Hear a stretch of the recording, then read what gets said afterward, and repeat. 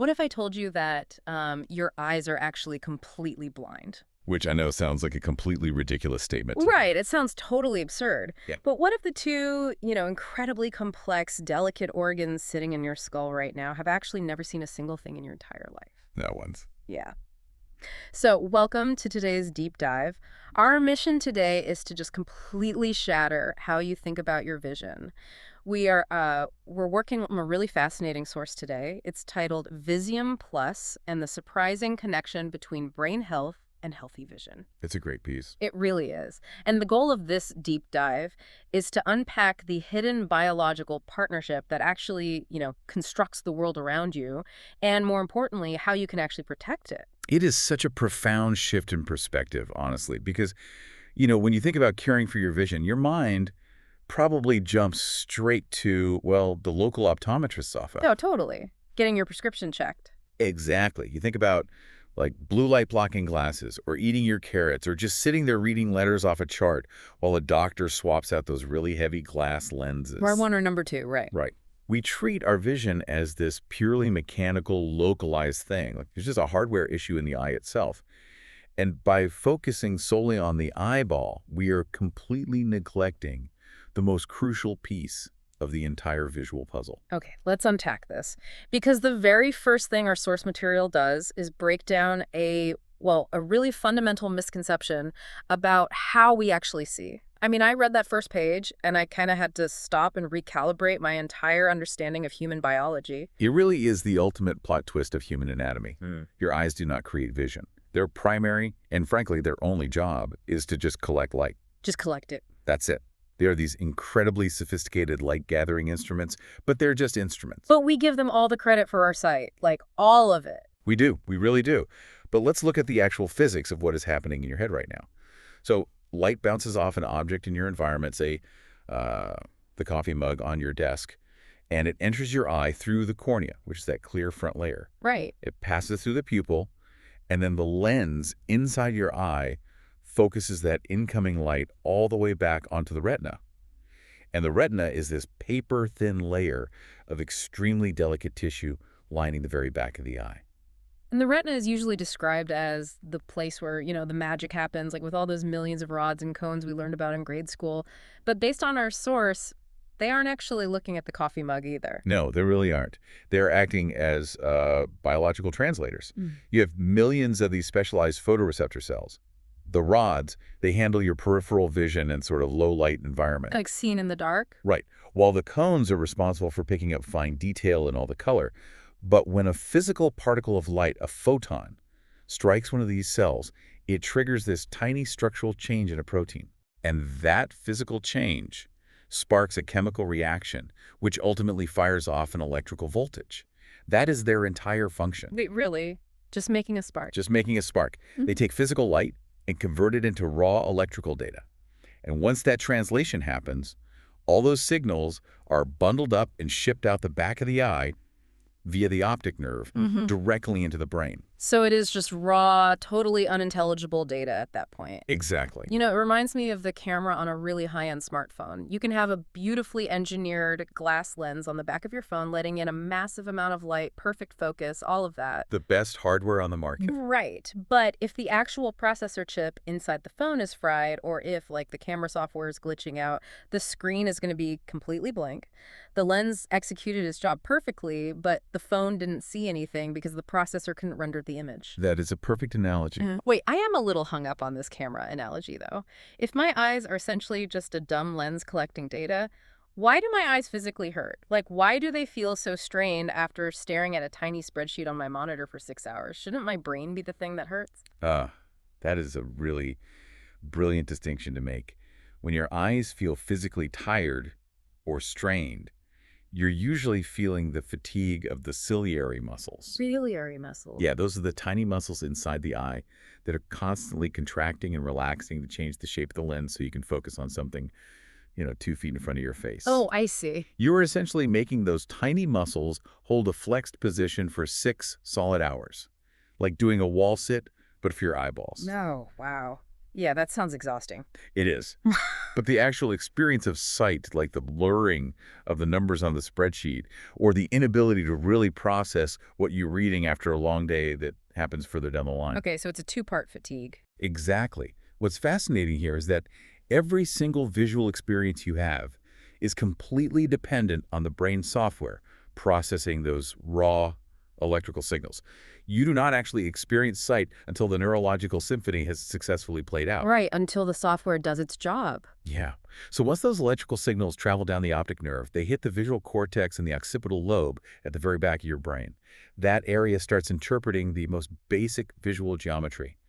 Edges, lines, contrast. Just the bare bones of the image, but it doesn't stop there, right? Because the source describes this massive distribution network where the data gets farmed out to all these different departments in the brain. Precisely. You have specific neurological areas involved purely in motion detection, like tracking the velocity of an object moving past you. Like a baseball flying at your head. Exactly. Ah, And you have incredibly complex attention networks that subconsciously tell you to focus on the brake lights of the car in front of you rather than the billboard on the side of the road.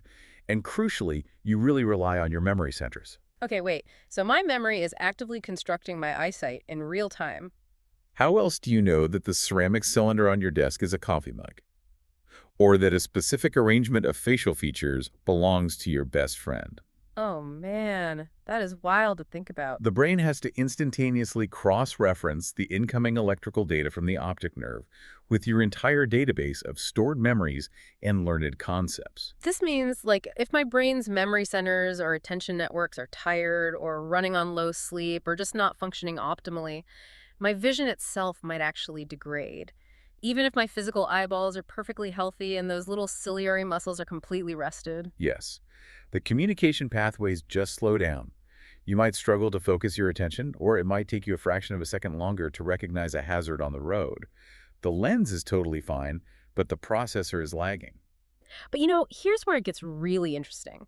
Because these two organs, the eyes and the brain, are working so intensely together all day long, the source material points out they share some pretty extreme biological vulnerabilities. They do. They are the body's two biggest energy hogs, by far. I can imagine. This partnership requires a massive, uninterrupted river of oxygen and nutrients flowing through your bloodstream constantly. Yeah. Just to give you an idea of the sheer scale of this operation, let's look at the brain. Okay. The human brain makes up roughly 2% of your total body weight.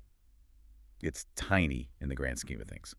Yet it aggressively demands about 20% of your body's entire oxygen supply. That is a disproportionate amount of fuel for 2% of the body. And the retina is similarly demanding for its size, right? Oh, absolutely. It is one of the most metabolically active tissues in the entire human body.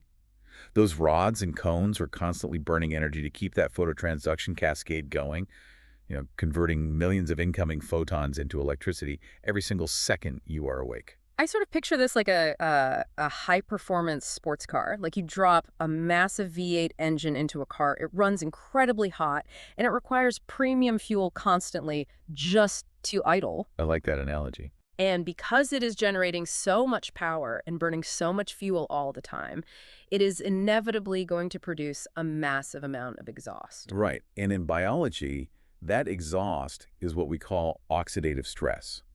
Throughout your everyday life, as your ocular and neural cells metabolize all that oxygen and glucose to keep your vision online, they naturally produce these unstable molecules known as free radicals. The biological exhaust. But how exactly does this exhaust damage the engine? Like, the term free radical gets thrown around a lot in health articles and supplement commercials, but what is it actually doing to my retina? At a microscopic cellular level, a free radical is an atom or molecule that is missing an electron. Okay, so it's incomplete. Right. It is inherently unstable and basically desperate to balance itself out. So it roams around your cells, violently ripping electrons away from other perfectly healthy molecules. Wow, just stealing them? Yeah, it will just tear right into the delicate lipid membranes of your retinal cells or the neural pathways in your brain, stealing whatever it needs and leaving a huge trail of structural damage in its wake. So if you don't have a good exhaust system to, clear those unstable molecules out, they just accumulate and tear the biological engine apart from the inside. Exactly. And your body's built-in exhaust system is comprised of antioxidants. These are essentially donor molecules. They give up the electron. Yes. They willingly give up an electron to neutralize the free radical, before it can rip one away from your healthy eye or brain tissue. But the problem is, the modern world puts an immense unnatural strain on this defense system. Because we're producing too much exhaust. Way too much. Natural aging, air pollution, smoking, diets lacking in nutrient-dense foods, and prolonged exposure to environmental stressors like staring at the blue light from screens all day long. All of these factors dramatically multiply the amount of free radicals being produced. So because the eyes and the brain demand so much oxygen, have such delicate tissues, and literally never stop working while we are conscious, they are the most vulnerable targets for this oxidative stress. They are sitting ducks. If the free radicals overwhelm the available antioxidants in your system, you start seeing the physical degradation of those tissues. Which explains the next major revelation in our source text, which is this parallel aging process. Because they share these exact same metabolic vulnerabilities and they face the exact same oxidative threats, the eyes and the brain effectively age in tandem. They do. And the symptoms of this shared decline are incredibly revealing once you look at them through this systemic lens. Tell me about it. The force notes that as people age, they experience slower visual processing speeds. They develop an increased sensitivity to glare. They find it harder to distinguish an object from its background, which is known as reduced contrast sensitivity. Oh, wow. When you look at that list, a lot of those sound like, processing delays, not just eyeball issues. Think about driving at night. That horrible blinding glare from oncoming LED headlights. Oh, it's the worst. And how it takes your eyes 3 or 4 agonizing seconds to recover so you can see the lane markers again. That isn't just your eyeball being slow. No, it is a dual failure. Mm. First, the intense light physically bleaches the photopigments in your retina, and because of oxidative damage and age, those cells take longer to chemically regenerate. Okay, the hardware is lagging. Right. But secondly, the visual processor in your brain is lagging too. It is totally overwhelmed by the sudden data spike and struggles to filter the noise to find the relevant information, which, in this case, is the road. It is systemic fatigue. It's like the RAM on your computer is completely full, so the frame rate of your screen just plummets. Your reaction time slows down because the entire mind-eye system is playing catch-up. This raises an important question, though. Yeah. If the decline is systemic, how do we proactively intervene? Because putting standard moisturizing drops in your eyes is not going to fix a lagging neural processor or a retina that is starving for antioxidant support. Okay, so our defense has to be systemic as well. We have to change what is running through the bloodstream that's feeding these organs. And the source outlines a shared defense strategy, heavily emphasizing specific nutrients that, multitask to protect both systems. Right. When you look at the nutrients traditionally associated with eye health, you realize they are actually foundational for the entire nervous system. Let's look at vitamin C, for instance. Orange juice, immunity, that whole thing. We view it as an immune booster, yes, but it is an incredibly potent water-soluble antioxidant. But beyond just neutralizing free radicals in the bloodstream, think about the physical structure of your eye. It needs to hold a perfect, pressurized, spherical shape to focus light accurately onto the retina. Oh, and vitamin C plays a structural role in that. It is a vital building block for collagen. Like the stuff in your skin. Exactly the same stuff. Collagen is the biological scaffolding holding that spherical shape together, particularly in the sclera, which is the white part of your eye.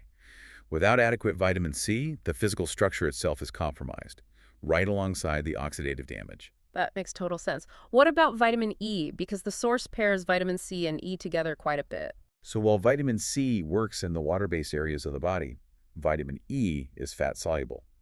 And the brain and the retina are incredibly dense, with specialized fatty tissues and lipid layers. So they need a different kind of protection. Right. Vitamin E actually embeds itself into those cellular membranes, acting as a direct physical shield against free radicals that are trying to tear into the cell walls. The source also highlights zinc.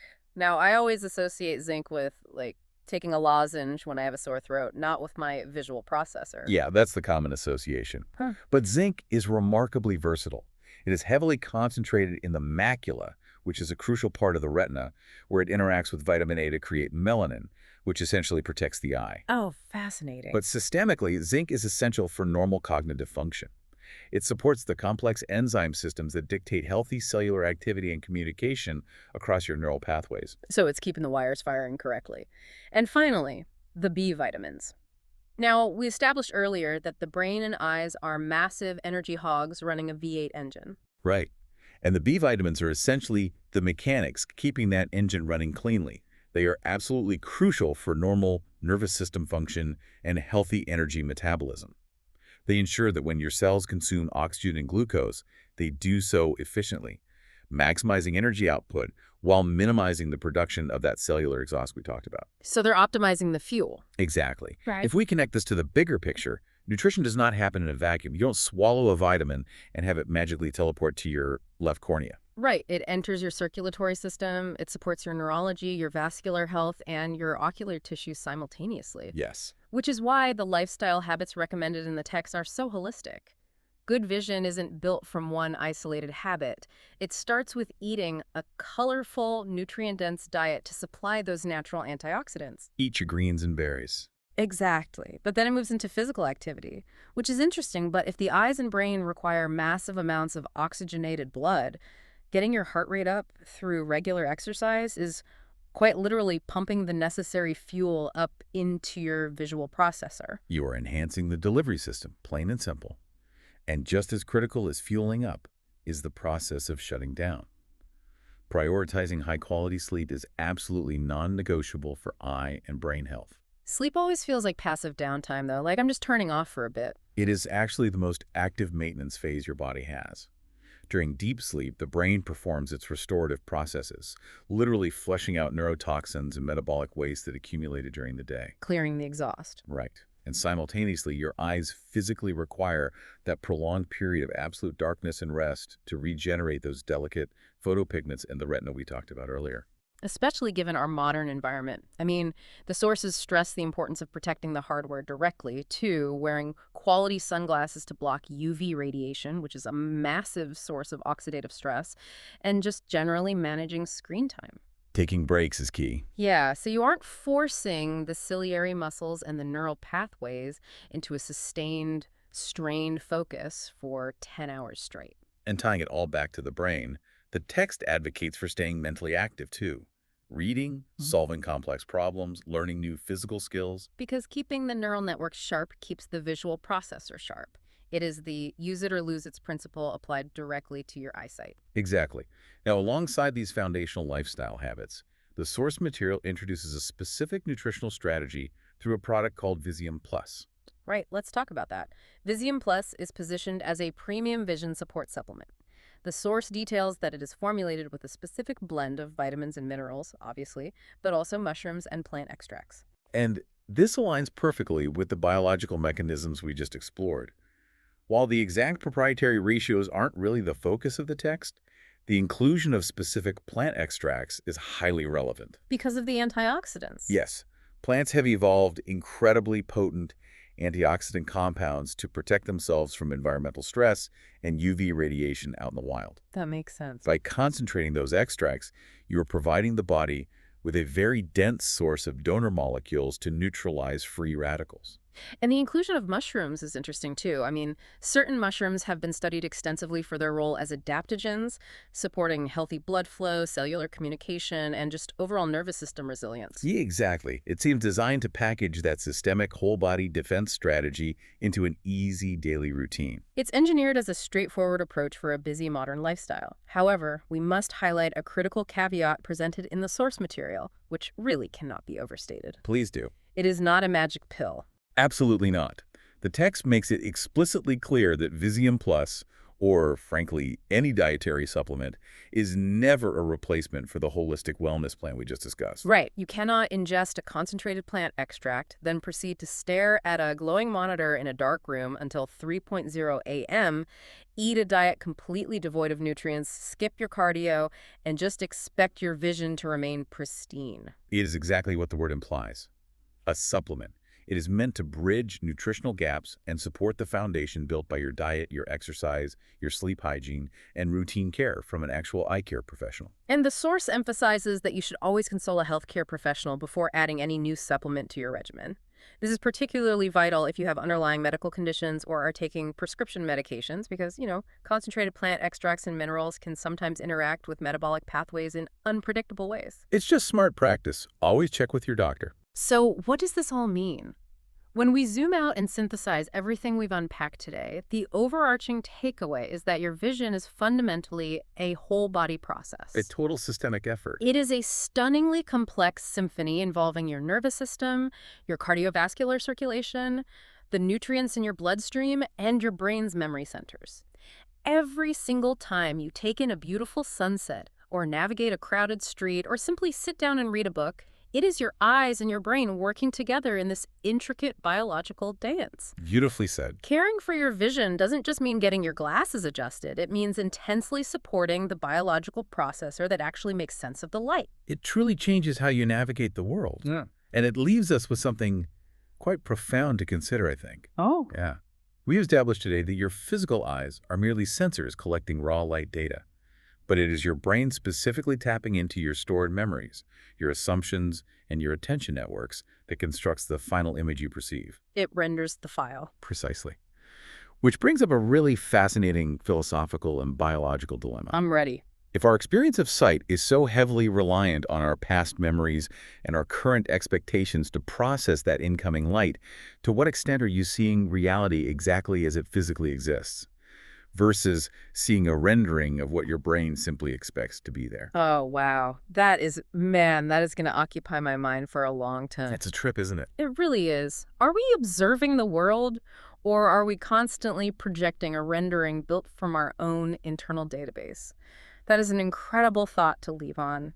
Thank you to everyone listening for joining us on this deep dive. The next time you sit in that optometrist's chair and read the chart on the wall, remember you aren't just testing the glass lenses in your skull. You are testing the most sophisticated biological supercomputer on the planet. Keep questioning, keep exploring, and we will catch you on the next one.